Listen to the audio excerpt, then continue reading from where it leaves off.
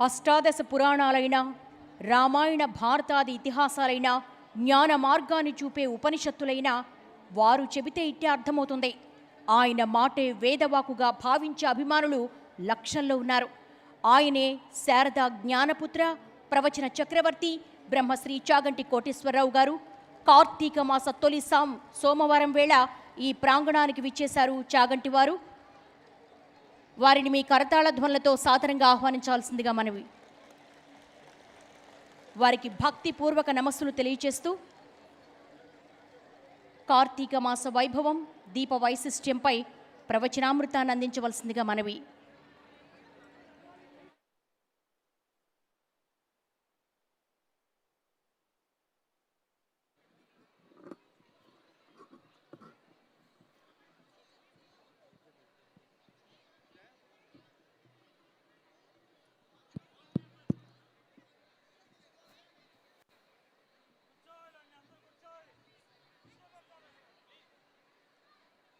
శుక్లాంబరధరం విష్ణుం శశివర్ణం చతుర్భుజం ప్రసన్నవదనం ధ్యాయేత్ సర్వవిఘ్నోపశాంతయే. గురుర్బ్రహ్మా గురుర్విష్ణుః గురుర్దేవో మహేశ్వరః గురుః సాక్షాత్ పరం బ్రహ్మ తస్మై శ్రీ గురవే నమః. వాగర్ధావివ సంపృక్తౌ వాగర్ధ ప్రతిపత్తయే జగతః పితరౌ వందే పార్వతీ పరమేశ్వరౌ. హరి ఓం. పరమేశ్వర స్వరూపమైన సభకి నమస్కారం. మనకి సనాతన ధర్మంలో అగ్నిని ఆరాధించడం అనేది ఎప్పటి నుంచో వస్తున్నటువంటి సంప్రదాయం. ఈ అగ్ని ఆరాధన అనేది మీరు జాగ్రత్తగా పరిశీలనం చేస్తే కేవలం సనాతన ధర్మంలో మాత్రమే కనపడుతుంది. మనిషి పుట్టుక దగ్గర నుంచి మనిషి శరీర పతనం అయిపోయిన తర్వాత శరీరాన్ని మళ్ళీ పంచభూతాలలో కలిపేసే వరకు కూడా అగ్నితోటే సంబంధం ఉంటుంది. అందరూ అగ్నిని ఆరాధన చేస్తారు. ఆ అగ్ని ఆరాధన యొక్క అత్యంత తేలిక మార్గం దీపాన్ని వెలిగించడం. ప్రత్యేకించి ఈ దీపాన్ని వెలిగించడం అన్న ప్రక్రియ ఆశ్వయుజ మాసం చివరికి వచ్చేటప్పటికీ దీపావళి పండుగ నాడు బాగా ఎక్కువ అవుతుంది. ఆవళి అంటే వరుస, దీపావళి అంటే దీపముల యొక్క వరుస. అనేక దీపాలు వెలిగించడం అనేది దీపావళి పండగ నాడు ప్రారంభం అవుతుంది.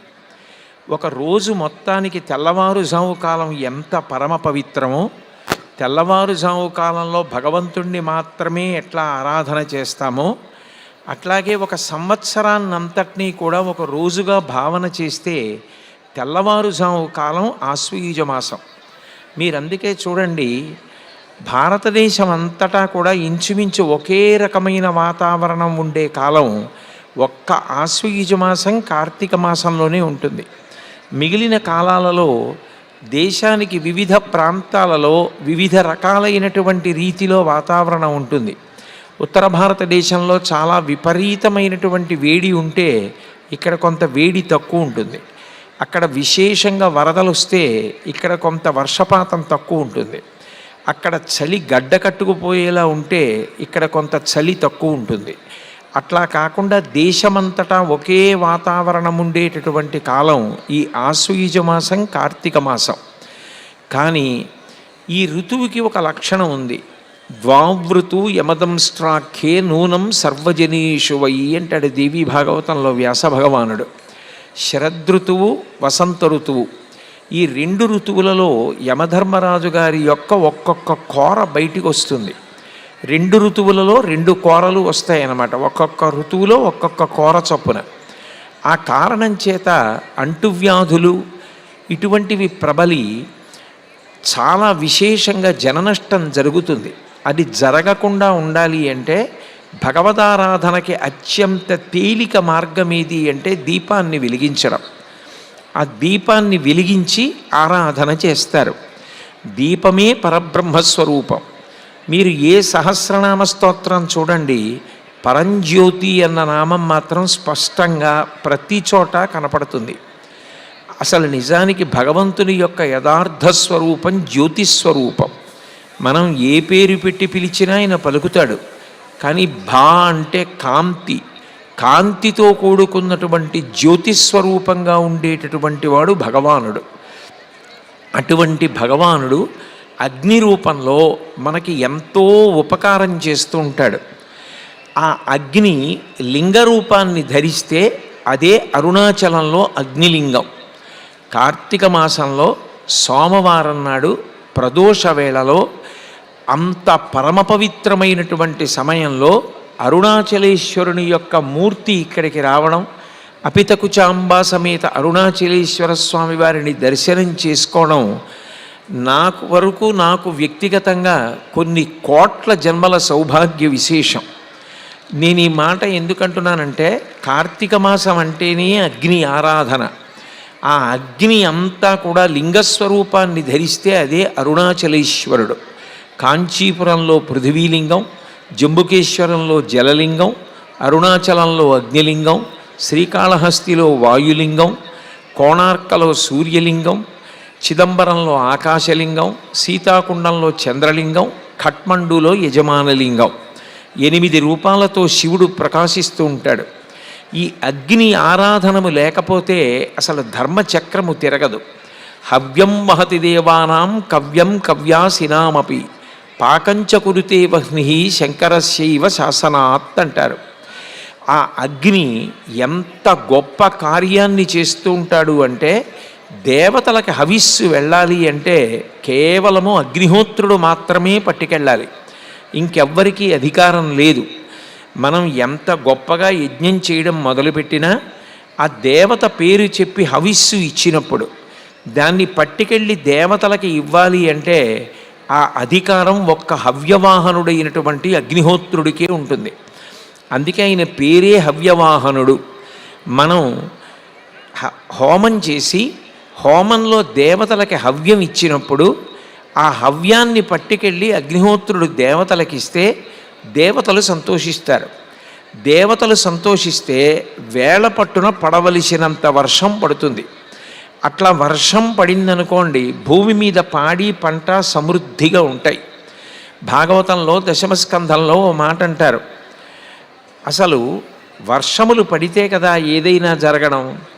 ఆ వాన పడితే గసవు మీసి ధేను గణము బ్రతుకు, మఖము చేయ వజ్రి మది సంతసించును, వజ్రి సంతసింప వాన కురియు, వాన కురిసి గసవు వసుమతిపై పెరగు, గసవు మీసి ధేను గణము బ్రతుకు. మనం యజ్ఞం చేస్తే యజ్ఞంలో హవిస్సు తిని దేవతలు వర్షం కురిపిస్తే పంట బాగా పండితే 2 కాళ్ళున్న మనుష్యులే కాదు, 4 కాళ్ళున్న జంతువులకి అన్ని ప్రాణులకు ఆహారము సమృద్ధిగా లభిస్తే యావత్ ప్రపంచము సంతోషంగా సుఖశాంతులతో ఉంటుంది. అన్నమన్నది దొరకలేదనుకోండి, ధర్మమన్న మాట ఉండదు. ఆకలితో కడుపు నకనకలాడిపోతుంటే అన్నం దొరకకపోతే మీరు ఎన్ని ధర్మపన్నాలు ప్రవచనం చేయండి, ఎవరూ ధర్మాచరణ చేయడానికి సిద్ధంగా ఉండరు. ఆకలితో కడుపు మండిపోతున్నప్పుడు, అన్నం దొరకనప్పుడు పక్కనున్నటువంటి వాడు పసిపిల్లవాడైనా వృద్ధులైనా వాళ్ళ చేతిలో ఉన్న అన్నాన్ని లాగేసుకుని మరీ తినేస్తారు. ధర్మం నిలబడాలి అంటే అన్న సమృద్ధి ఉండాలి. దేశమంతటా అందరికీ అన్ని ప్రాణులకు పుష్కలంగా అన్నం దొరకాలి. అట్లా అన్నం దొరకాలి అంటే యజ్ఞయాగాది క్రతువులు జరగాలి. ఆ యజ్ఞయాగాది క్రతువులలో ఇచ్చిన హవిస్సుని అగ్నిహోత్రుడు తీసుకెళ్ళి దేవతలకు ఇవ్వాలి. అన్నాద్భవంతి భూతాని పర్జన్యాత్ అన్న సంభవ, యజ్ఞాద్భవతి పర్జన్యో యజ్ఞ కర్మ సముద్భవం, ఏవం ప్రవర్తితం చక్రం నానువర్తయతీహయ, అఘాయురింద్రియారామో మోహం పార్థ సజీవతి అంటాడు గీతాచార్యుడు. మనం ఇక్కడ హవిస్సిస్తే దేవతలకి అన్నం దొరికితే దేవతలు కూడా సంతోషంగా ఉంటారు. వర్షం పడితే మళ్ళీ పాడి పంట, అలా పాడి పంట మనకి వస్తే దానివల్ల మళ్ళీ యజ్ఞం చేస్తే మళ్ళీ దేవతలకి హవిస్సు పెడితే మళ్ళీ వర్షం పడితే మళ్ళీ పాడి పంట పెరిగితే ధర్మచక్రం తిరుగుతూ ఉంటుంది. కడుపు నిండిన ప్రతి వ్యక్తి కూడా ధర్మానుష్ఠానాన్ని చేసి తాను తరిస్తాడు. సమాజంలో శాంతి భద్రతలు ఉంటాయి.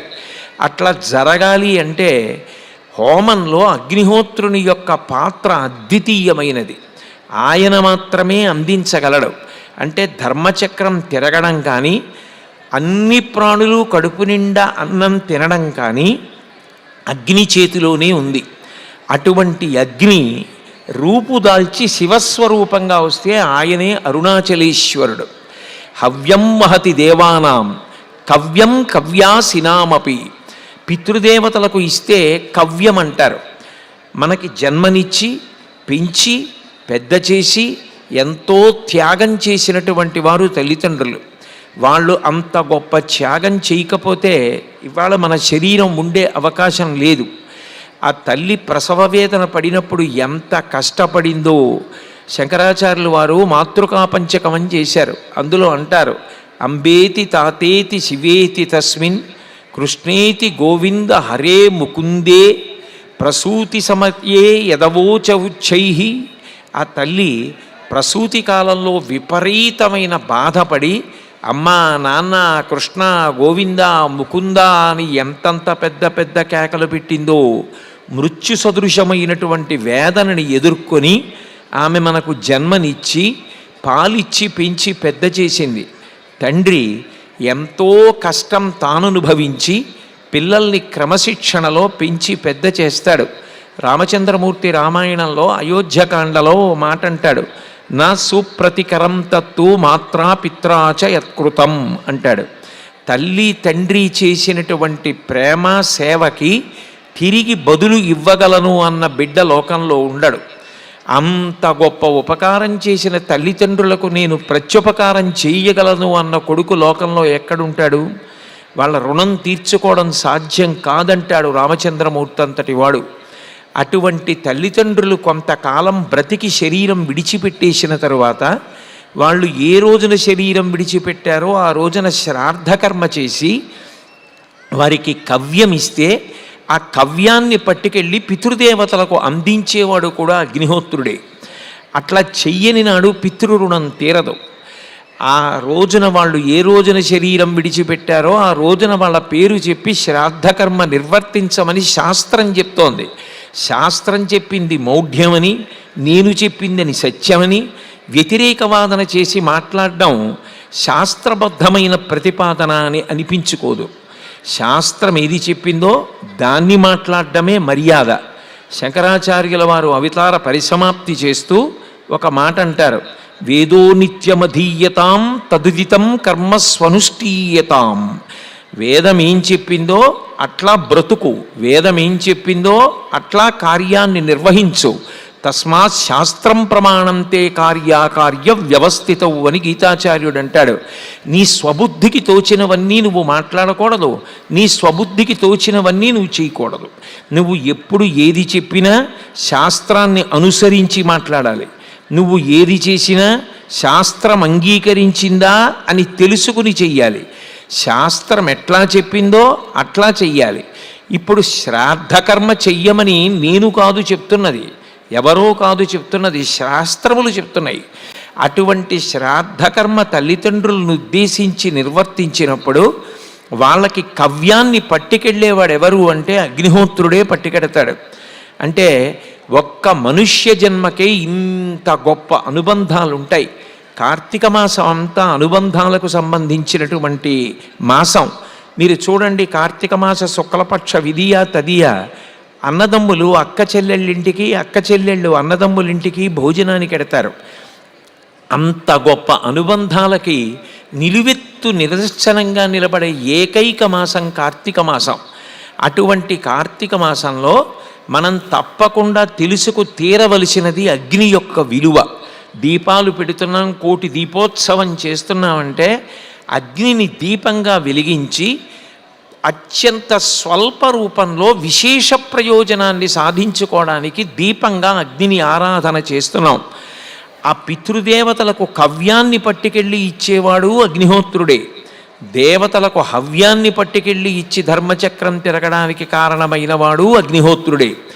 కాబట్టి హవ్యం మహతి దేవానాం కవ్యం కవ్యాసినామపి పాకంచ కురుతే వహ్ని శంకరస్యైవ శాసనాత్. ప్రతి ఇంట్లో అన్నం పచనం అవుతోంది అంటే అగ్నిహోత్రుడు ప్రతి ఇంట వంట చేసి పెడుతున్నాడు కాబట్టి. పచ్చి వంకాయలు, పచ్చిమిరపకాయలు, చింతపండు తీసుకొచ్చి బియ్యంలో కలుపుకు తినమంటే ఎవరు తినలేరు.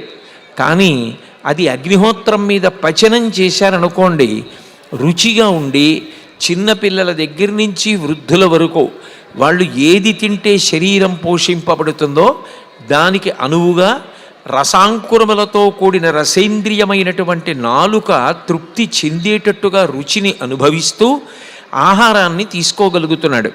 అంటే ఈ ఆహారాన్నంతటినీ వండి పెట్టేటటువంటి వాడెవరు? ఇన్ని ఇళ్లలో ఇన్ని కోట్ల మందికి తెల్లవారి లేస్తే వంట చేసి పెడుతున్నటువంటి మహానుభావుడు అగ్నిహోత్రుడు. బాహ్యంలో అగ్ని ఇంతటి మహోపకారం చేస్తాడు. మా నాన్నగారు బ్రతికున్నంత కాలం ఓ అగ్నిహోత్రుడా నీ పట్ల విశేషమైన గౌరవాన్ని చూపించారు. ప్రతిరోజు మిమ్మల్ని ఎంతో గొప్పగా ఆరాధన చేసి పూజ మొదలు పెడితే దీపం వెలిగించి మొదలుపెట్టి మళ్ళీ అగ్నిహోత్రం నీరాజనంతో పూర్తి చేశారు. అగ్ని పట్ల అంత మర్యాద గౌరవం కలిగిన మా నాన్నగారి శరీరం పడిపోయింది. దీన్ని కాల్చక ఇబ్బంది పెట్టకుండా ఆయన బ్రతికుండగా యజ్ఞం చేసి ఎన్నో మాటలు హవిస్సునిచ్చారు. ఇప్పుడు నేను ఆయన శరీరాన్ని అగ్నిహోత్రంలో హోమద్రవ్యం కింద వేసేస్తున్నాను. దీన్ని భగ్గుమని కాల్చి పంచభూతముల యందు కలపమని కొడుకు ప్రార్థన చేసి చితి యందు పెడతాడు. అంటే చిట్ట చివర శరీరము పంచభూతాల్లో కలిసిపోవడానికి కారణమైన వాడు కూడా అగ్నిహోత్రుడే. అటువంటి అగ్నిహోత్రుణ్ణి ఎదురుగుండా నిలబడి దగ్గరగా వెళ్ళి చూడడం సాధ్యం కాదు. ఆ అగ్ని మీద నీళ్లు పోసి అభిషేకం చేయడం సాధ్యం కాదు. ఆ అగ్ని మీద నెయ్యి పోసి అభిషేకం చేయడం సాధ్యం కాదు. కానీ ఆ అగ్ని ఒక చోట రూపాన్ని పొందితే అదే అగ్నిలింగం. ఇవాళ మన అదృష్టం ఏమిటంటే అసలు కార్తీక మాసంలో తప్పకుండా ఏది దర్శనం చేసినంత మాత్రం చేత మన జన్మ సుకృతమవుతుందో ధన్యమవుతుందో అటువంటి అరుణాచలేశ్వరుడు బయలుదేరి ఇక్కడికి రావడం. నిజానికి కార్తీక మాసం అంతా దీపాలు దీపోత్సవాలు. మీకు తెలుసు పౌర్ణమి వచ్చింది అంటే అరుణాచలంలో అంత గొప్పగా దీపోత్సవం జరుగుతుంది. ఎక్కడో తమిళనాడులో తిరువణ్ణామలైలో ఉన్నటువంటి అరుణాచలేశ్వరుడు నిజంగా ఇవాళ ఇక్కడ జరుగుతున్నటువంటి కోటి దీపోత్సవానికి ప్రీతి పొంది ఉత్సవమూర్తి అంటే మూలమూర్తియే ఉత్సవమూర్తి రూపంలో బయలుదేరి వస్తారు.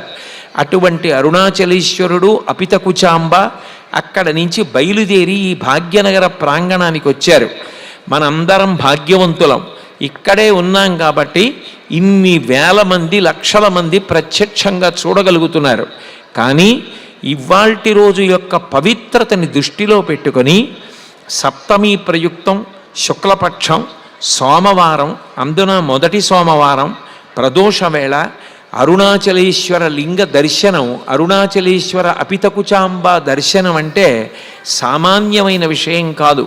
కేవలం ఇక్కడికి వచ్చిన వారికే కాకుండా కొన్ని కోట్ల మంది కాలు కదపకుండా ఇంట్లో కూర్చుని ఇవాల్టి రోజున ఇంత పవిత్రమైన కాలం వృధా కాకుండా అరుణాచలేశ్వర అపితకుచంబల యొక్క దర్శనం చేసుకోవడానికి అవకాశం కల్పించినటువంటి భక్తి టీవీ నిజంగా ఒక మాధ్యమంగా ప్రజలకి ఆధ్యాత్మిక మార్గంలో ఎంతటి మహోపకారాన్ని చేస్తోందో తలుచుకున్నప్పుడు మనందరికీ కూడా మనసు పులకరిస్తుంది.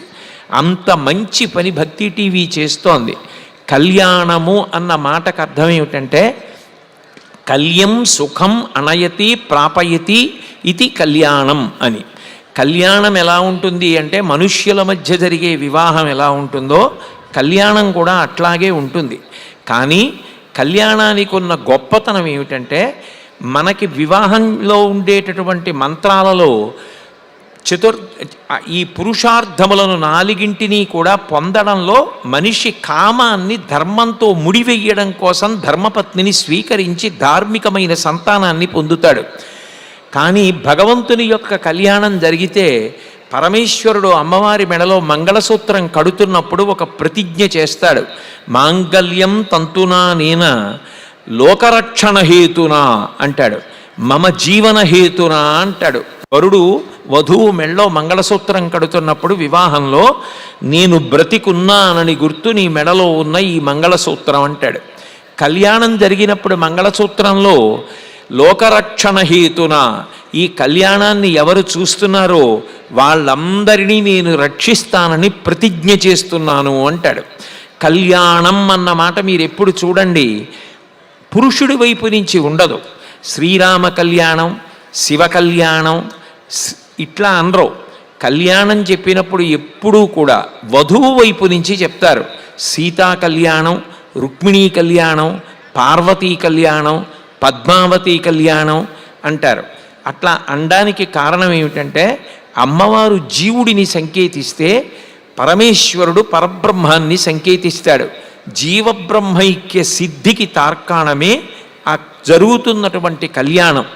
అందున ఇంత పరమ పవిత్రమైన రోజున అటువంటి వేదిక మీద ఆ అరుణాచలంలో స్వామిని అర్చన చేసేటటువంటి అర్చక ప్రముఖులే ఇక్కడికి బయలుదేరి వచ్చి అరుణాచలేశ్వర కళ్యాణం జరుగుతుంటే 2 కన్నులతో చూడాలి, ఆ అదృష్టాన్ని పొందాలి అంటే అది ఎక్కడో తిరువణ్ణామలై వెళ్ళి దేవాలయంలో జరుగుతుండగా కళ్యాణ మంటపంలో కొన్ని 100 మంది మాత్రమే పడితే చూసేటటువంటి వైభోగాన్ని ఇంతమంది ఇంత సంతోషంగా ఇంత సుఖంగా కూర్చుని ఉంటే అందరికీ కనపడడానికి వీలుగా సౌకర్యం చేయబడి ఇవాళ అరుణాచలేశ్వర దర్శనం చేసుకోవడం అంటే పెట్టి పుట్టాలి.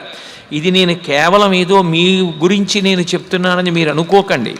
నేను ఈ ప్రాంగణం లోపలికి వస్తున్నప్పుడు కారు దిగి వస్తుంటే ఈ మూర్తులు పల్లకీలో వస్తున్నాయి.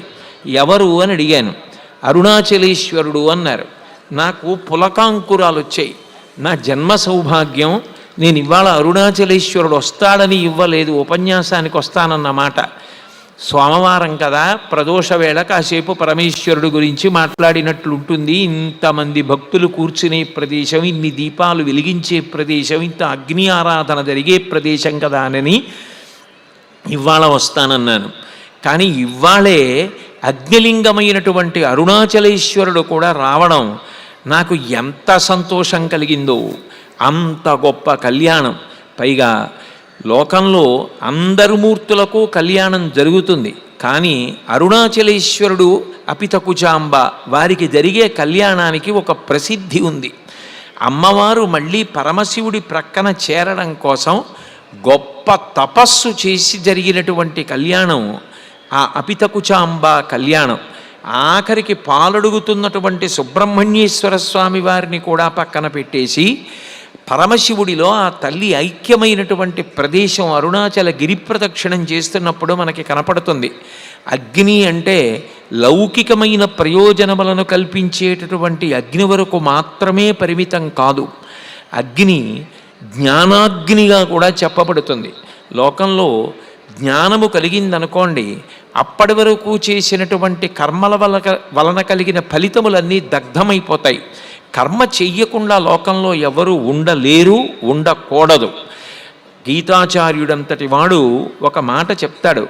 నియతం కురు కర్మత్వం కర్మజ్యాయో హయకర్మణ శరీరయాత్రాపి చ తేన ప్రసిద్ధేద కర్మణ అంటాడు. కర్మ చెయ్యకుండా ఉండలేవు, ఏ పని చేయకుండా ఉండకూడదు. కానీ నువ్వు చేసే పని ఏది ఉన్నదో అది శాస్త్రవిహితమైనదై ఉండాలి, భక్తిగా ఉండాలి. భగవంతుడు ఎట్లా చెప్పాడో అట్లా పూజ చెయ్యాలి. నాకు పూజ అక్కర్లేదండి, నాకు దేవాలయం అక్కర్లేదండి, ప్రదక్షిణం అక్కర్లేదండి, కేవలం నేను విచారణ చేస్తానంటే అది కొన్ని కోటానుకోట్ల జన్మల తర్వాత ఎవరో భగవాన్ రమణ మహర్షి వంటి వారికి అన్వయం అవుతుంది తప్ప నాబోటి వారికి ఎట్లా అన్వయం అవుతుంది? బహూనాం జన్మనామంతే జ్ఞానవాన్ మాం ప్రపద్యతే వాసుదేవ సర్వమితి సమహాత్మాసు దుర్లభ అంటాడు గీతాచార్యుడు.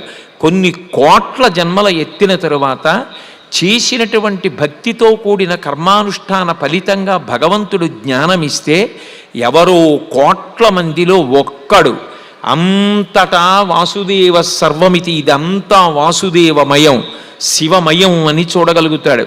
కానీ ఇంకా లోకంలో భిన్న దృష్టితో వాళ్ళు వీళ్ళు నేను నువ్వు అని భావనలు ఉన్నవాడు భక్తితో కర్మాచరణ చెయ్యవలసిందే, పూజ చెయ్యవలసిందే.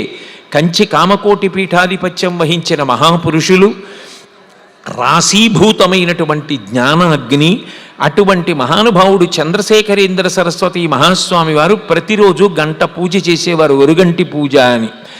శృంగేరి పీఠంలో సాక్షాత్ శివావతారంగా కీర్తింపబడినటువంటి చంద్రశేఖర భారతీ స్వామి వారు అంత భక్తితో శివారాధన చేసేవారు. ఇప్పటికీ మహాజ్ఞానులైనటువంటి వారు కూడా భక్తిని విడిచిపెట్టలేదు. శంకర భగవత్పాదులంతటి మహాజ్ఞాని, అంతటి మహాపురుషులు కూడా భక్తికి పెద్దపీట వేసి మాట్లాడారు. నాకు ఏ జన్మైనా పర్వాలేదు శంకరా, నాకు మాత్రం భక్తి కావాలి అని అడిగారు. నరత్వం దేవత్వం నగవన మృగత్వం మశకత పశుత్వం కీటత్వం భవతు విహగత్వాది జననం సదాత్వత్పాదాబ్జ స్మరణ పరమానందలహరీ విహారాసక్తం చేద్రూదయమిహ కింతేన వపుషా అంటారు. ఎన్ని జన్మలెత్తినా ఏ శరీరాన్ని పొందినా నాకు బెంగలేదు, కానీ ఈశ్వర నాకు భక్తి కావాలి, మీరు సంతోషించే పనులు చెయ్యాలి, మీరు ఎట్లా చెప్పారో నేను అట్లా బ్రతకాలి. భక్తితో కూడిన కర్మాచరణ చేస్తూ వెళ్ళగా వెళ్ళగా వెళ్ళగా వెళ్ళగా కొంతకాలానికి ఏది చేసినా ఈశ్వర ప్రీతి కొరకు, నా కొరకు అన్న భావన పోతుంది. పోయి ఏది చేస్తున్నా ఈశ్వరుడు సంతోషిస్తాడా? అప్పుడు అన్నీ ఈశ్వరుడి కొరకే. శరీరము యొక్క సంతోషమన్నది లేదు, కేవలము ఈశ్వర సంతోషమే. ఆ స్థితిని పొందినప్పుడు భగవంతుడు సంతోషించి, ఇక నీకంటూ ఏమీ లేనప్పుడు, ఎప్పుడూ నా గురించే నీకు ఆలోచన అయినప్పుడు ఇక నేను నువ్వు అని రెండెందుకు? నీకు ఎప్పుడూ నా గురించిన ఆలోచనే. పానీయంబులు త్రావుచున్ కుడుచుచున్ భాషించుచున్ హాసలీలా నిద్రాదులు చేయుచున్ తిరుగుచున్ లక్షించుచున్ సంతత శ్రీనారాయణ పాదపద్మయుగళీ చింతామృతాస్వాద సంధానుండై మరచన్ సురారిసుతుడే తద్విశ్వమున్భూవరా అంటారు ప్రహ్లాదుడి గురించి భాగవతంలో.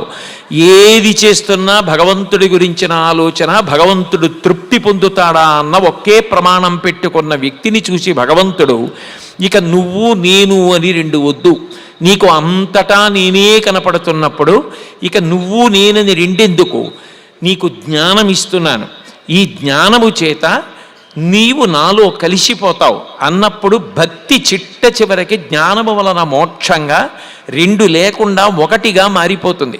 శంకరాచార్యులు వారు శివానందలహరి చేస్తూ ఓ మాట అంటారు, అంకోలం నిజబీజ సంతతి రయస్కాంతోపలం సూచిక సాధ్వీ నైజ విభుం లతాక్షితిరుహం సింధు సరిద్వల్లభం ప్రాప్నోతీహ యథా తథా పశుపతే పాదారవిందద్వయం చేతో వృత్తి రూపేత్య తిష్టతి సదా సా భక్తిరిత్యుచ్యతే అంటారు.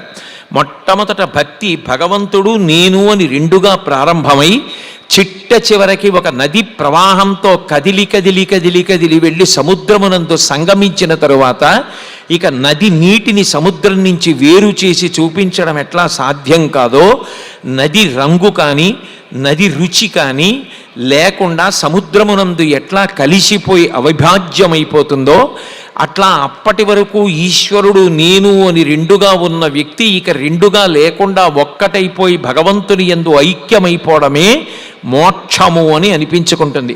అది ఎప్పుడో చచ్చిపోయిన తర్వాత వచ్చేది కాదు. ఈశ్వరుడు ఆ జ్ఞానమును అనుగ్రహించినప్పుడు, ఆ ఈశ్వర తత్వము అద్వైతానుభూతిగా పరిణమించినప్పుడు ఇక్కడే ఆ జ్ఞానము చేత మోక్షమును పొంది జీవన్ముక్తుడవుతున్నాడు. శరీరము పతనమైపోయిన తర్వాత విదేహ మోక్షం పొందాడు అంటారు. అంత గొప్పగా జ్ఞానమును పొందితే సంచిత కర్మ, ఆగామి, ప్రారబ్ధము మూడు కర్మలు కూడా కాలిపోతాయి. కాలిపోయిన తర్వాత ఇక కర్మ ఫలితం ఉంటే కదా అనుభవించడానికి. నాకు పుణ్యమో పాపమో ఉందనుకోండి, ఆ పుణ్యానికి ఫలితం సుఖం కాబట్టి అనుభవించడానికి నాకు శరీరం కావాలి. నాకు కొంత పుణ్యం ఉందనుకోండి, ఆ పుణ్యానికి ఫలితం సుఖం. అందరూ ఎండలో ఉంటే నేను చల్లగా ఎక్కడో కూర్చోవాలి, అందరూ చలికి వణికిపోతుంటే నేను గోరువెచ్చగా కూర్చోవాలి. నాకు వేళ పట్టున ఆకలయ్యాలి, ఆకలేస్తే అన్నం దొరకాలి. నాకు దాహం వేయవలసినప్పుడు దాహం వేయాలి, దాహం వేసినప్పుడు నీళ్లు దొరకాలి. నేను తాగినది నేను తిన్నది నేనైపోవాలి. నేను చదువుకున్నది నాలోకి వెళ్ళి నాకు జ్ఞాపక శక్తిగా మారి నేను మాట్లాడాలనుకున్నప్పుడు తిరిగి అది వాగ్రూపంగా నాలోంచి పైకి ప్రవహించాలి. భూపసభాంతరాళముల పుష్కళ వాక్చతురత్వ మాజి బాహాపటు శక్తియున్ యశమునందనురక్తియు ప్రకృతి సిద్ధగుణంబులు సజ్జనాళికిన్నంటాడు భర్తృహరి. కేవలం చదువుకున్నంత మాత్రాన సరిపోతుందా అంటే నువ్వేది చదువుకున్నావో అది నువ్వైపోవాలి. నువ్వు తిన్నది సప్తధాతువులైపోవాలి.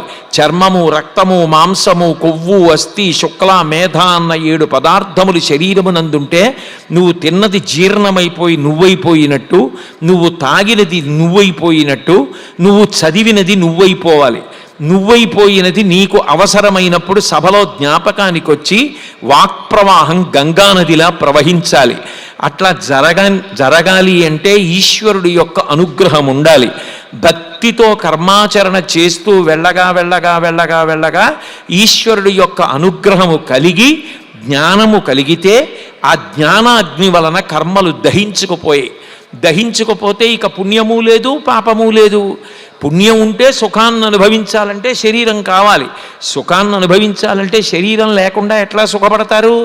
పాపానికి ఫలితం దుఃఖం అనుభవించాలంటే శరీరం కావాలి. దేవీ భాగవతంలో వ్యాసుడు అంటాడు, కాలోహి బలవాన్ కర్త సతతం సుఖదుఃఖయో నరాణాం పరతంత్రాణం పుణ్య పాపానుయోగత అంటాడు. ఈశ్వరుడు కాలరూపంలో ఉంటాడు. గతంలో మనం చేసిన పాపాలకు ఫలితం దుఃఖం. అది అనుభవించాలంటే శరీరం ఉండాలి. నేను ఎప్పుడో ఏదో పాపం చేశాను, అది పోవాలంటే మోకాళ్ళ నొప్పులు అనుభవించాలి అంటే నాకు శరీరం ఉండాలి. జ్వరం వచ్చి దుఃఖం రావాలంటే శరీరం ఉండాలి. సుఖం అనుభవించాలంటే శరీరం ఉండాలి.